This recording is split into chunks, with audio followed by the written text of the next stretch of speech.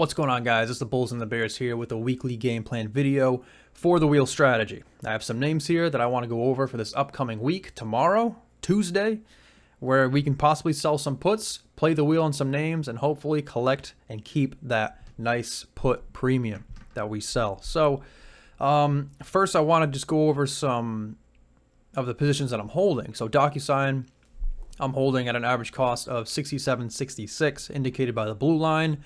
I already have a call sold on this, so I don't have to worry about selling a call this week. I already did that last week.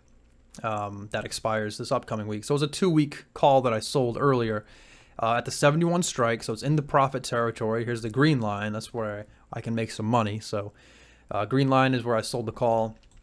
And I got a good price on it because we have earnings this upcoming week. So I got some good premium by selling it not only in earnings territory, but also a week before it. So I got so much more time as well. So I collected $2 per contract there, which was really nice. So that's all set. DocuSign's already locked up for next week. ZIM is a position I just got assigned on. A 37.10 is my cost basis, the blue line here. I'm going to look to sell a covered call tomorrow, now that I'm going to have a fresh position of 100 shares on it. However, like I said, short week, premiums are going to be pretty low. I might not get much or enough premium for it. I would look to sell maybe the 38 strike at a minimum. My average is 37.10. I'd look to get at least 38 for the call, but if the premium's not paying enough, then I'm just not going to bother. I just made a video this weekend going over when not to sell covered calls, basically saying that you should require a certain minimum, maybe an annualized percentage minimum that you should get on your covered call, rather than selling it for like $1, $5, and risking the upside cap. Selling a covered call caps your upside. Is it worth capping your upside for $5? So that's the point I was trying to make. If you're not getting enough money for the call, it's just not worth it, because any catalyst at any time can happen. If ZIM should gap up to 44 because they had some type of breakthrough, or maybe they upwardly revised guidance for future earnings, whatever it is, you want to be able to capture that upside. And if you cap your upside at a 38 strike by selling a call there, and you only got like $5 for it, is it really worth it? So if the premium's not high enough tomorrow, then I might just hold off on selling a call on ZIM. But I do think ZIM is an interesting opportunity to play the wheel on this week, so we'll just start there. So I think the 32.50 strike indicated by the yellow line is one that you could play. This red line here that I'm going to make a little bit more thick so you can kind of see it. Actually, let's just make it pink so you can see it better. Whatever color that is. That is a solid area of support. If I go to the weekly chart, that pink line, you can see we hit off of back here in June 2021, also in May 2021. So every time we come down to this level, we tend to bounce. And furthermore, we're almost oversold on the weekly chart. We already are oversold on the daily chart. So major support, already oversold, very extended. Just looking at the daily chart, just red, constantly moving lower. You could expect a pop or some type of sideways movement, and the prices stay away from 32.50, which is a little bit lower than that support. It's about $1.20 lower than that support. So there's even some cushion there. However, me personally, I'm not going to bother. I already have 100 shares of this thing. I already got assigned last week. I'm not going to play it again. I don't want to put more of my account into the same name. But the 32.50 strike does look like a solid area. Even if you go to the daily chart, way back here at the exact strike price of 32.50, there was some support back in April of 2021. So I like it. We're close enough to that price to where I think you'll still get some good premium there. But I'm just not going to play it because I already have a position. And in fact, there's going to be a new way of playing the wheel, I think, that I'm going to try to implement because of the downtrending market, the bear sentiment that I have in what's to come for the future. And there's a commenter on my latest videos who kind of opened my eyes to a different way to possibly play the wheel. And that's, instead of selling puts to start the wheel, maybe you buy some shares to start the wheel. Not all 100, just a little bit. In my case, what I'm thinking is maybe 20 shares a piece. So if I see a stock start to slowly drip into a support zone, maybe I'll just buy 20 shares right here. And then it drops some more, I'll buy another 20 shares. I'll pick up another 20 if it goes some more. So by the time you build up to 100 shares, you're going to be at a much better cost basis than you would had you have just sold one put at one strike price. So like in DocuSign, for example, DocuSign, you could have said that this whole zone was support right here. It's a big zone. You could call this a huge zone of support, or like a $10 zone. So instead of selling a put right at the top of the support zone, which is what I did, I could have instead have bought 20 shares. 20 shares, like right here. 20 shares here. And then it keeps dropping. Maybe I get some 20 shares here. 20 shares at these, at the bottom of these candles or something. 20 shares down here. And then finally another 20 shares down here. So now I'm at 100 shares. My average is probably somewhere right here, instead of, where it is up at 67, 66. So it'll be like a whole $7 per share difference in an average had I just built my shares slowly into support. The downside is you're never collecting that put premium. So if the stock doesn't in fact enter that support and it does hold it or go sideways or move up, then you're not keeping the premium that you would have collected by selling a put at that support level. You'd just be sitting on your hands doing nothing. However, the upside is what I just showed you. You could get a much better cost basis if the stock does keep dropping. And given the current environment in this market, it's probably more likely that we will keep dropping, that things won't find support as easily. So in that case, it actually might be better to do this method and slowly accumulate shares rather than selling puts at one level. Yes, you won't be able to sell covered calls immediately after because you only have 20 shares, 40 shares, 60 shares, but you'll get a better average should the stock keep dropping. And if it doesn't keep dropping, say I have 20, 40 shares and I can't sell a covered call and the stock starts to rally, well, then I can just make money on those shares. Maybe $1 or $2 per share. I make 20 to 40 bucks or 40 to 80 bucks, depending on how many shares I have.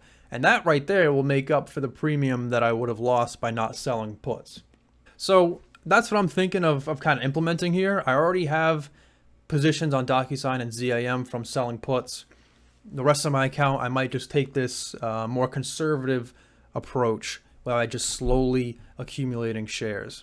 So with that being said, I'm going to get into some names that I'm looking to take that approach with. I'm going to start with DuPont, or ticker symbol DD. This is a materials company, and that's something else that I want to try to do.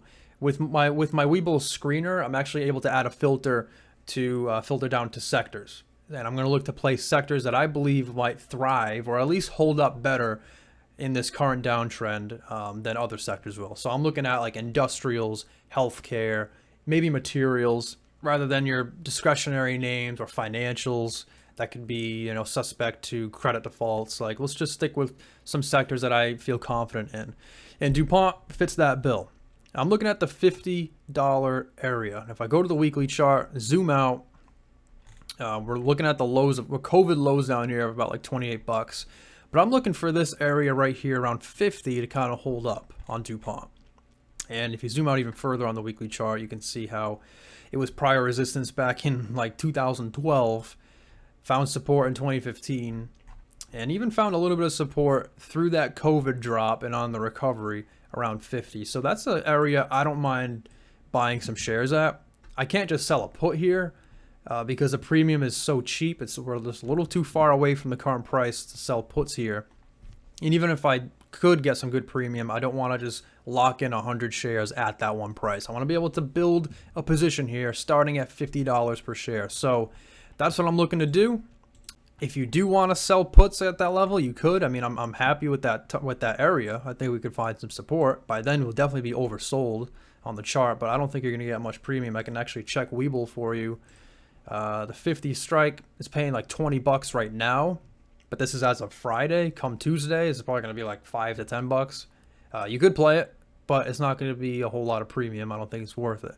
But that's not what I'm trying to do. I'm just going to try to build some shares down here on DuPont. Another one I'm looking at is Nordstrom. So this one isn't necessarily a sector that I like. However, looking at the weekly chart, I mean, this has just been beaten up so bad that I'm looking to start building some shares around 1420. That's the COVID lows. That's lows way back here in the financial crisis of 2008. I guess it got as low as like $7 in the financial crisis, but you know, starting position at 14 I think is pretty solid, looking at the prior history, looking at the most recent history, and I think it's a good area to start building some shares. You could sell a put down there again. Looking at Nordstrom, let's see, 14.50 you could play, but look, it's paying absolutely nothing. $2 right now, you might get one. So it's just not something to sell puts on. I'm just being patient right now, waiting for stocks to come down because I think they overall will, and then start building a good position at these solid areas of support. So if it goes down to 14.20, we're pretty damn close to it, I'll buy 20 shares. And if it pops up from there, $1 per share, then I'll sell it, make a $20 gain, and that pretty much accounts for the possible put premium I could have received had I just sold a put instead. So I'm liking that kind of methodology at this point. And then another one is Pfizer. Now this is one that you could play this week by just selling a put. Go to the daily chart quick. Look at the 44.50 strike. If I go to Webull and I go to that options chain, it's paying $28 right now. Obviously tomorrow it'll probably be less, but it's still something. There's some premium to be had if you do sell a put here at 44.50. Looking at the weekly chart, it's already at some support. You can see it's already finding some support in this region right here, off of the wicks of you know, these prior weekly candles. If it does break that and stay down below it, you can see that there was some support or prior resistance up in this region around 44.50. You'd hope that would become new support now. If you zoom out even further, the tops of these candles, there's also resistance back over here in 2018. So you just hope that the prior resistance would turn into current support at 44.50 if you want to sell a put there. I'm looking to just build a position.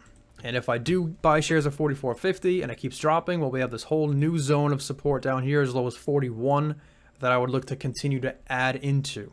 And this is a healthcare name, something that I would actually enjoy holding for the foreseeable future as, you know, shit hits the fan, if you will, with the economy. I think healthcare would be a name that would hold up a lot better than other names. So if I have to build a position and I'm holding shares, I'm happy doing so. That's the investor mindset of being comfortable holding a company at a good price that you think is a great price and just going from there. That's what I'm looking to do. Those are the three names. You could play Pfizer this week just by selling a put like normal.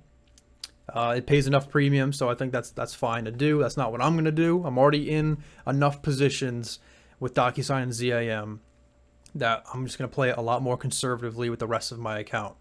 Looking at DuPont, Nordstrom, and Pfizer to start building shares. And it's going to be a lot slower with those names, but I'm hoping to see that it'll work out pretty well. I'm excited to see how it's going to play out.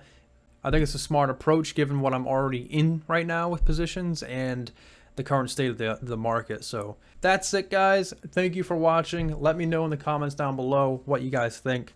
Subscribe for more content as usual. I'll come back at you guys with a weekly update video, a midweek update video on Wednesday.